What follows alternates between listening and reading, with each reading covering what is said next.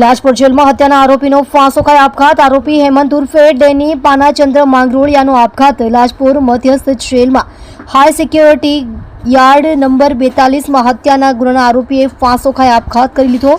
કયા કારણોસર આપઘાત કર્યો તે હાલ અકબંધ. આરોપી વર્ષ 2017થી કતારગામ પોલીસ સ્ટેશનમાં નોંધાયેલ હત્યાના ગુનામાં ધરપકડ થયા બાદ લાજપોર જેલમાં બંધ હતો. લાજપોર મધ્યસ્થ જેલમાં હાઈ સિક્યોરિટી યાર્ડ નંબર 42માં આરોપી હેમંત ઉર્ફે ડેની પાનાચંદ્ર માંગરોળિયા હતા. રાત્રે 8:20 કલાકના અરસામાં બેભાન હાલતમાં હતા.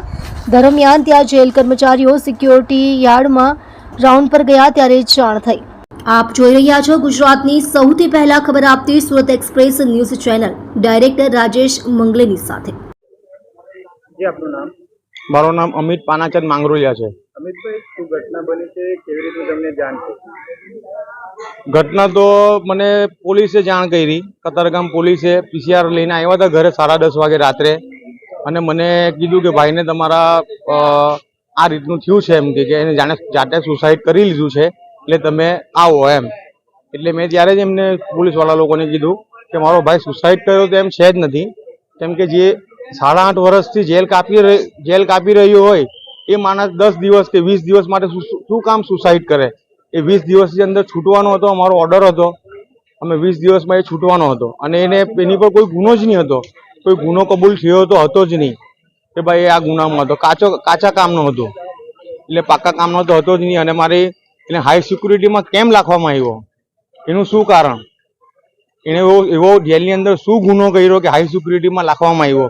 અને હાઈ સિક્યુરિટીમાં રાખવામાં આવ્યો તો પણ કંઈ વાંધો નહીં, પણ હાઈ સિક્યુરિટીમાં લાગ્યા પછી બે જાતે ગળું દબાઈ દે એવો તો વ્યક્તિ હતો જ નહીં.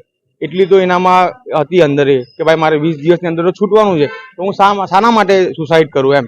એટલે મને એવું લાગે છે કે આ અંદર કોઈ 2 જણા મળીને કે 5 જણા મળીને એને ગળું દબાવીને મારી નાખવામાં આવ્યો હોય એવું લાગે છે.